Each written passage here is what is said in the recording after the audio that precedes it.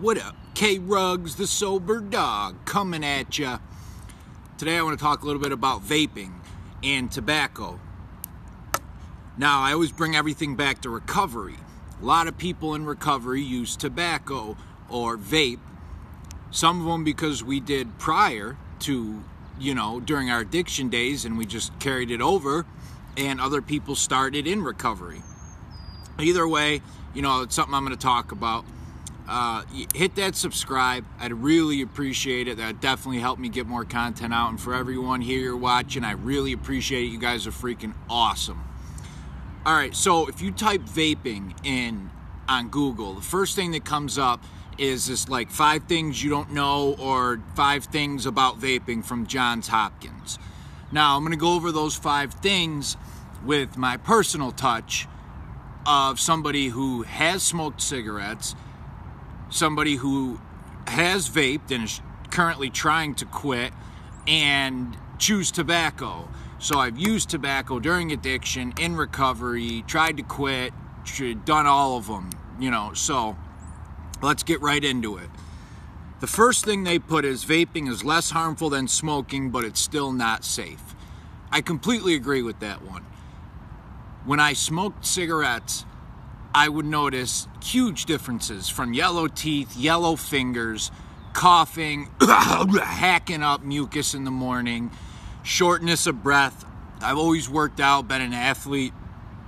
When I was smoking heavy, even though I was still working out, I would get out of breath easily at the gym, get out of breath going upstairs. I remember helping a friend move furniture once, and we were 2 stairs up bringing this couch. It wasn't that heavy up. I was sweating, gasping, out of breath, all from cigarettes. I know it was, because I quit about 2 weeks later, and about 2 months after that, I helped another friend move, and I specifically remember going upstairs this is so different than the last time. I completely agree with that one. It's, as far as it not being safe, I don't know. I can't really say the science of it. I could say I vaped for over a year, and with the exception of the kind of addictiveness of it and how addictive it can make you in the dry mouth, I haven't had any health consequences from it, but they haven't really studied it long term yet, so we don't really know. But it definitely does not destroy your lungs like smoking does, at least as quick. We don't know long term. The second thing they said is Johns Hopkins suggests, and the research suggests, that vaping is bad for your heart and lungs, but they don't have long-term conclusive evidence. Goes right back into what I said about the first one. I am not a doctor or researcher. I can't comment much on that besides anecdotal evidence. I have no heart and lung problems. I've vaped heavily for over a year. Actually, closer to 2.5 to 3 years now. Again, long term, I don't know. I could tell you just from smoking a couple cigarettes to vaping for months, cigarettes have way quicker effect on the lungs. I could physically feel out of breath and wheezing, after a pack of cigarettes versus vaping for a month. I don't get that. Vaping for 2 months, 3 months, 4 months. Now, if they start doing autopsies on people that, die of whatever causes and they were long-term vapors, and they find out that all this junk is filled in the lungs and heart, okay, But just from somebody who's done them both, I know cigarettes definitely affect them a lot more, a lot quicker, at least from how it makes me feel. The third thing they said is e-cigarettes and vapes are just as addictive as cigarettes, regular tobacco. I completely agree with that one, and I would even put it on a higher level. Reason being, when I smoke a pack of cigarettes, if I have cigarettes, I got this empty pack that I grabbed from my friend who smokes. When I smoke cigarettes, I know pretty much what I'm getting from being a past smoker. I know, my normal is 15 a day, maybe some days 17, maybe other days 13. I kind of know what I'm getting. With the vapes, the juices are 50, 35, 25, and even down. I'm filling that pot up 3 times a day, and I'm smoking the whole thing, and then I got to fill it back up again.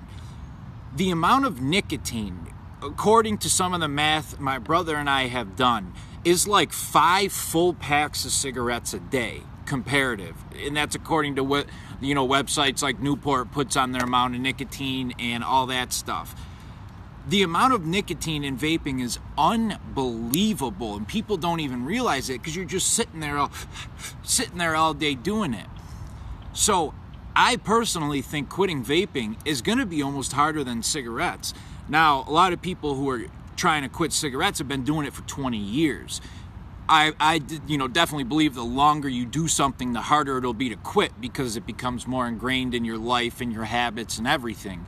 So if a teen who vaped for 2 years is trying to quit, their nicotine levels might be extremely high, and that'll be hard, but maybe it hasn't gotten so ingrained in their life like a 20-year smoker who has been having a cigarette before breakfast every day for 20 years. That's a hard habit to break, but I definitely believe that one. Number 4, e-cigs aren't the best smoking cessation tool. Basically, e-cigs aren't the best tool for quitting smoking. I don't really agree with that one. Yeah, health-wise, it would be better to do like mints or gum or one of that, because they say right underneath that one on the article that the FDA hasn't approved e-cigs. Of course, the FDA is not going to approve e-cigarettes for quitting smoking. They don't have the long-term research yet, and the FDA is never going to approve something as controversial as this.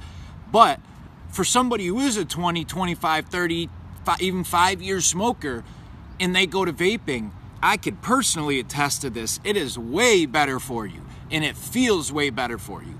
Is it completely great and healthy? No, but it is way better. I've smoked a pack of cigarettes a day for years. My entire time in prison, I was smoking tobacco. They sell tobacco in New York State prison. Prior to that, too. From being a pack-a-day smoker to a couple pods a day vapor, I could feel how much clearer my lungs were, how much more energy I had at the gym, exercising, all that when I was vaping. Dry mouth, I thought, was worse on vaping. But besides that, I didn't feel any major health effects from it. So if somebody is transferring from cigarettes to e-cigs or vaping, I firmly believe it is a better option. And then they could hopefully try to cut down on that. Now, the one part of this I do agree with is they said many people who try to quit smoking with vapes or e-cigs end up doing both. I did that too. I know that feeling where you buy the vape, you hit it, and you don't really like it yet, so you still have your cigarettes and then you're still hitting your vape. Now, the goal would be the more you hit the vape, you start to kind of enjoy it and like it more. When you smoke cigarettes every day, you get comfortable with that taste. You love it. So you have something new with a vape, you're like, that's not that good, but you get to like it more. Now, what you should be doing is the more you're hitting the vape, you should be cutting cigarettes out during. This is what I did. For about 2 weeks, I did both, but it went from 15 cigarettes a day and hitting the vape 5 times a day to hitting the vape 10 times a day to 12 cigarettes, and then hitting the vape 20 times a day to 8 cigarettes, to the point where it was no cigs. But if you use the vape to get off cigarettes and you're just now doing both of them all day long, yeah, that's awful. You're going to be super addicted to nicotine. And the number 5 one is there's an entirely new generation of people getting hooked on nicotine. They said in 2015 there was a 900% increase of vape use with high school kids, or e-cigs. Also, 40% of those who use e-cigs in high school have not tobacco users, didn't start out being tobacco users, or never used tobacco prior. That's scary and that's awful, because if you're somebody who's already used tobacco or cigarettes or chew or something, and you're trying to cut down with vape, or you're trying to at least switch them, I can kind of get that. But if you don't use any tobacco and you just start vaping because the other kids are doing it, it's cool, whatever, that sucks, because getting off nicotine is a pain in the ass. Multiple surveys rank nicotine right next to heroin for quitting, how hard it is to quit. Ask any smoker, 20, 30-year smoker, how hard it is to quit. I bet you they've tried 2-3 dozen times. It is hard. So these kids are getting hooked on this. Also, they're getting hooked on these crazy high levels of nicotine that they don't even realize. They're hitting that vape. They're buying the high juice, hitting that vape 15, 20 times, and don't even realize it. And then I know what this feeling's like too. When I smoked cigarettes, I had to go outside because I didn't want my house to smell, getting yelled at by the people I live with, blah, blah, blah.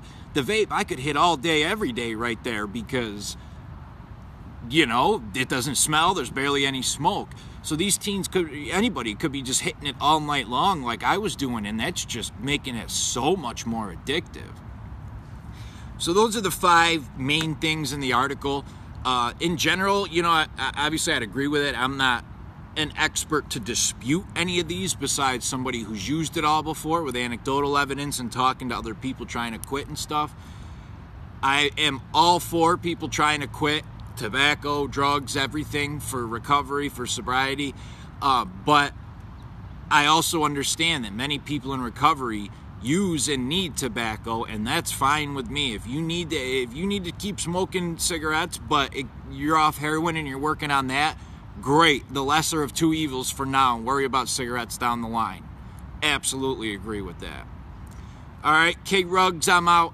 That's my little spiel on vaping for the day. I'm trying, man. It's hard. I'm trying to quit. I don't know if I'll be able to do it, but K-Rugs, I'm out.